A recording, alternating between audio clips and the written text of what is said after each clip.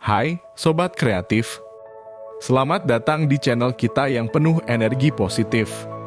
Hari ini kita bersama-sama akan memulai perjalanan mendalam ke dalam diri kita sendiri. Kita akan menjelajahi jalan menuju transformasi diri, menemukan kekuatan yang terpendam, dan meraih potensi terbaik kita. Bersama-sama, kita akan membuka pintu menuju dunia baru yang penuh potensi dan pencapaian. Jika ini kunjungan pertama Anda, pastikan untuk berlangganan agar terus mendapatkan dosis inspirasi dari kami. Simak videonya sampai habis biar kamu paham dan gak bingung. 1. Menemukan tujuan hidup. Pertama, luangkan waktu untuk merenung tentang nilai-nilai inti yang Anda pegang. Apa yang benar-benar penting bagi Anda? Ini bisa termasuk nilai keluarga, pencapaian pribadi, kontribusi sosial, atau pengembangan diri. Selanjutnya, identifikasi minat dan keterampilan Anda. Apa yang membuat Anda bersemangat? Apa yang membuat Anda merasa terlibat sepenuh hati? Jangan ragu untuk mencoba hal-hal baru atau mengeksplorasi hobi yang mungkin Anda nikmati. Setelah itu, libatkan diri dalam pengalaman hidup yang beragam. Ini bisa mencakup bekerja di berbagai bidang, melakukan pekerjaan sukarela, atau belajar melalui kursus atau kegiatan lainnya.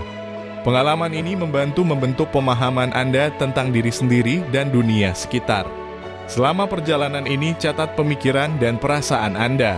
Terkadang menuliskan refleksi pribadi dapat membantu Anda mengidentifikasi pola-pola dan temuan yang muncul. Bertemu dengan orang-orang yang menginspirasi atau mentor yang dapat memberikan wawasan tambahan. Diskusi dengan mereka tentang pengalaman hidup mereka dan bagaimana mereka menemukan tujuan mereka bisa memberikan perspektif berharga. Ingatlah bahwa menemukan tujuan hidup adalah proses yang berkelanjutan. Teruslah bereksperimen, refleksikan perjalanan Anda secara teratur, dan bersedia untuk menyesuaikan tujuan Anda seiring waktu. 2. Mengelola waktu dengan bijak. Untuk mengelola waktu dengan bijak, pertama, identifikasi prioritas Anda. Fokus pada tugas yang memiliki dampak besar terlebih dahulu.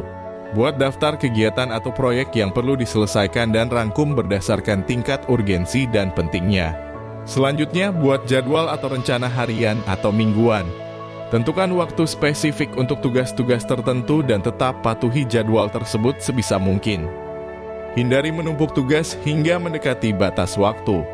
Manfaatkan teknik manajemen waktu seperti Pomodoro, di mana Anda bekerja dengan fokus selama periode waktu tertentu, biasanya 25 menit dan kemudian istirahat selama beberapa menit. Ini dapat membantu menjaga produktivitas dan keseimbangan.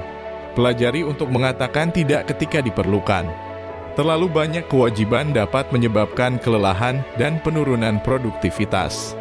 Fokus pada tugas yang benar-benar mendukung tujuan utama Anda. Gunakan teknologi dengan bijak. Aplikasi manajemen waktu, kalender digital, atau pengingat dapat membantu Anda tetap terorganisir. Tetapi hindari terjebak dalam distraksi media sosial atau perangkat lain yang dapat menghabiskan waktu tanpa tujuan yang jelas. Selalu lakukan evaluasi dan penyesuaian. Periksa apakah metode manajemen waktu Anda efektif. Jika ada perubahan dalam prioritas atau lingkungan, sesuaikan rencana Anda sesuai kebutuhan. Ingatlah bahwa pengelolaan waktu adalah keterampilan yang terus berkembang. Dengan konsistensi dan penyesuaian, Anda dapat meningkatkan efisiensi dan efektivitas penggunaan waktu Anda. 3. Membangun kebiasaan positif. Untuk membangun kebiasaan positif, pertama-tama pilih satu kebiasaan yang ingin Anda kembangkan. Berfokus pada satu perubahan pada satu waktu memungkinkan Anda memberikan perhatian dan energi yang cukup. Buat tujuan yang spesifik, terukur, dan dapat dicapai. Misalnya, bukan hanya berkata saya ingin berolahraga lebih banyak, tetapi saya akan berolahraga selama 30 menit setiap hari pada jam 6 pagi. Mulailah dengan langkah kecil. Jangan mencoba mengubah semuanya sekaligus. Perubahan kecil lebih mudah diadopsi dan dijaga dalam jangka panjang. Setelah kebiasaan pertama telah diterapkan, Anda dapat menambahkan perubahan berikutnya. Buat lingkungan yang mendukung kebiasaan positif. Misalnya, jika Anda ingin membaca lebih banyak, letakkan buku di tempat yang mudah diakses. Jika Anda ingin berolahraga, siapkan pakaian olahraga di dekat tempat tidur.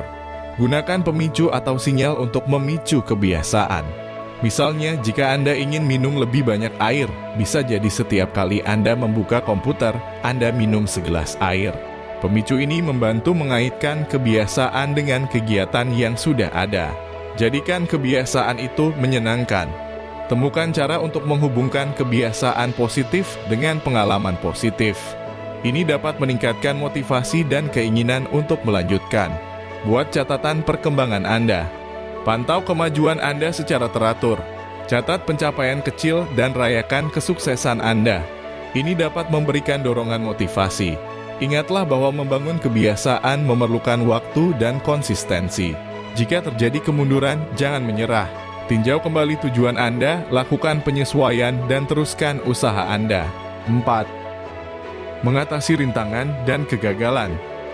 Mengatasi rintangan dan kegagalan merupakan bagian integral dari perjalanan hidup. Dengan menerima kenyataan ini, kita dapat melihatnya sebagai peluang untuk tumbuh dan belajar. Penting untuk memiliki sikap yang positif, belajar dari pengalaman, dan mengubah kegagalan menjadi langkah menuju kesuksesan. Dengan dukungan sosial, rencana cadangan, dan ketahanan emosional, kita dapat menghadapi rintangan dengan lebih baik. Ingatlah bahwa perjalanan menuju tujuan tidak selalu lurus, namun kunci utamanya adalah bagaimana kita merespon dan terus berusaha. 5. Meningkatkan kesejahteraan mental dan emosional.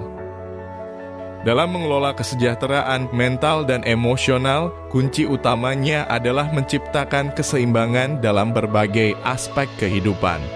Dengan menjaga batas waktu berolahraga secara teratur dan mengonsumsi nutrisi yang seimbang, kita dapat meningkatkan kondisi mental dan emosional.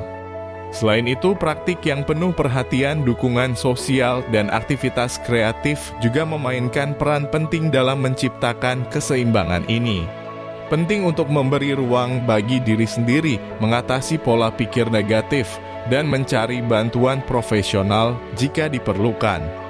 Dengan kombinasi strategi ini, kita dapat membentuk fondasi yang kokoh untuk kesejahteraan mental dan emosional, menciptakan kehidupan yang lebih seimbang dan memuaskan. Terima kasih telah bergabung dalam eksplorasi ini. Bagikan pengalaman dan pemikiran Anda di bagian komentar. Jangan lupa untuk like, subscribe, dan aktifkan lonceng pemberitahuan agar tidak ketinggalan konten-konten inspiratif berikutnya. Sampai jumpa di video berikutnya.